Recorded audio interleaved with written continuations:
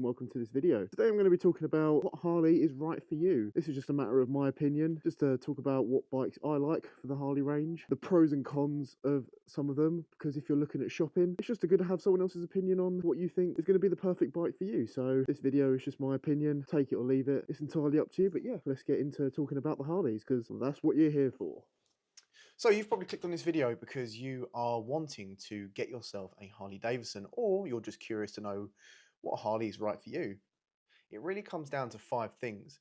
And one of those things is, what type of riding are you planning on doing? Because a Harley has 3 frames that it uses for all the bases of its models: the Softail frame, the touring frame, and the Sportster frame.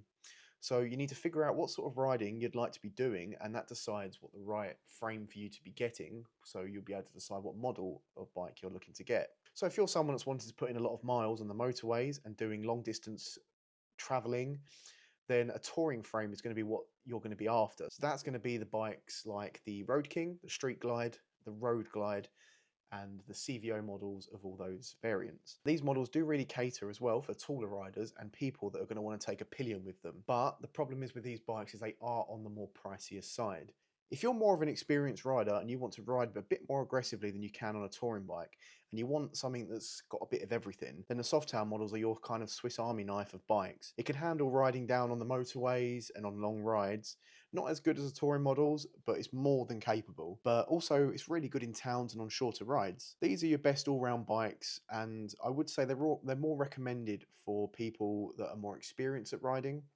Although beginners can pick them up and can be more than capable of handling them, but there are more suitable bikes for beginners, which leads us on to the Sportster frame. The Sportster is the smallest of the 3 frames, and the Sportster can meet a couple of different riders' needs. If you are a newer or more nervous rider, the Sportster is great for new riders as it's much lighter and easy to handle. It is limited on its capabilities on long rides and riding on the motorway, but it makes a great bike for getting around town. I do find people who get these models do tend to upgrade pretty quick because they just want a little bit more from their bike. Also, the fuel capacity is quite low if you're wanting to do those long rides or group rides with your friends and stuff like that. But if you're just doing local riding for around town, or you just want to build confidence, then this bike is great for that. Also, be wary if you are big and tall, these bikes are pretty small.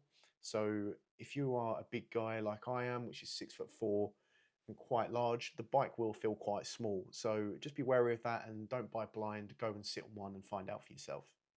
Point 2 is pick a bike that is as close to your final project as possible. This point is so basically you don't end up overspending on parts, because a lot of the times you may have a bike that you've gone and bought and you want to add bags on it, you want to add a fairing onto it, you want to add all these things when there's already a Harley with all that on it. Yes, it might be someone that's already modified it to be like that, or there might already be a model of Harley that already has those parts on. Keep in mind what you want on your bike, and is there already a bike out there that has all that on it ready for you. So all I would suggest is just make sure you do your research and find the bike that has as many mods, etc., that you are after.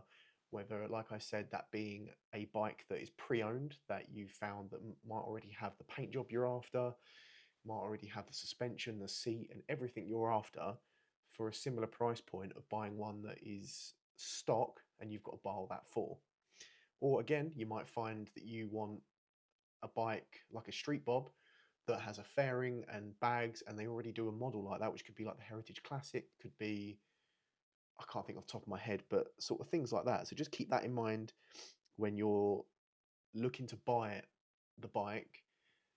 Have a think about what you want on the bike and what bikes already have that. Moving on to point 3, that's what kind of riding experience do you have? Are you coming straight from your test wanting a Harley, or are you just looking for a change if you've been riding on sports bikes, dirt bikes, off-roading bikes, etc, etc. So if you have experience and you want to move to a Harley from a sports bike, then the Softail range is going to appeal the most to you, because they're a lot sportier and they're also able to be ridden a lot more aggressively, which might be what you're more familiar with. And then once you're comfortable on that, if you want a bit more, you can move up to the touring if that's what you're aiming to get for. But you might even find comfort and happiness on a Softail. Like I own a Softail and I've got no intentions of moving up just yet because I absolutely love the bike. Well, I don't have a Softail for Dyna, which is obviously what's moved into the Softail range, but You know what I mean. If you are fresh into bikes, then Sportsters are going to be great to sort of look at because they're great bikes to learn on. So I definitely recommend looking into them. Once you feel comfortable on that and you've built your confidence up, you can upgrade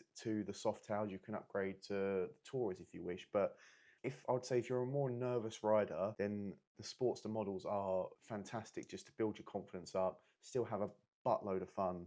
But make sure also when you're looking at these bikes, no matter what experience you have, consider your size and height when you're looking at all these models. Because like I've said before, which also takes us into our fourth point, make sure you consider your height and size when choosing any of these models, as you want to make sure that you're comfortable and you're able to ride the thing. So if you're really tall, the Sportster won't really work for you. But at the same time, if you're really small, then the Sportster is going to be absolutely perfect for you.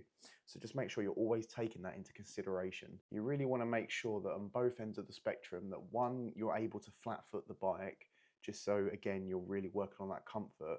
But at the same time, you don't want to be towering over the bike so much that you almost feel like you're swallowing it up. And when you see your reflection, you just look like an absolute giant on a child's toy. So take both of those in consideration when choosing your bike.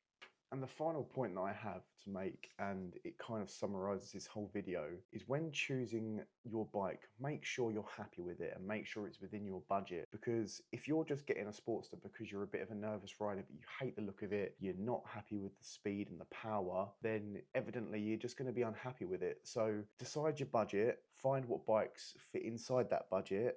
If you need to go a little bit more, then I'd just recommend trying to find, like, figuring out a way to be able to afford that bit extra budget to be able to get the bike that you really want. With me, I was fresh off of my test and I knew the bike I wanted. I wanted my Wide Glide. That's exactly what I wanted. I wasn't interested in a Sportster because I just didn't like them. And I know for a fact that if I bought that Sportster, I would have been so unhappy with it and I'd probably have ended up upgrading anyway. So I'm so glad that I went through. I was sensible in the fact that when I was learning to ride, I wasn't pushing myself too much. I was respecting the bike, I was trusting the bike, and I was learning at my own speed and pace, that I made it safe for myself. I made it a sensible choice to be able to get that big machine. I just think really find out what bike you're after, what bike you like the look of, what bike you like the specs of, what bike in your head that you're thinking, right, I'm going into that store today, that's what I want to get. And if you get talked out of that and you make a logical change, that's fine. But don't let someone bully you or push you into getting a bike that you don't want just because they're concerned for your safety.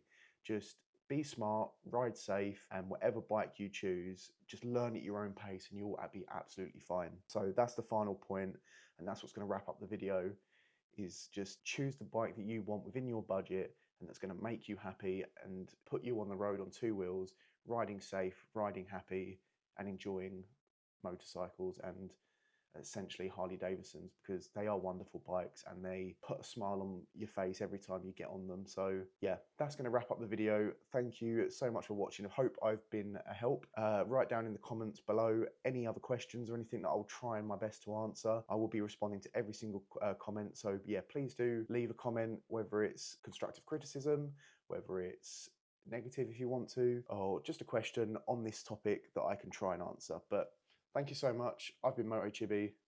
Peace out.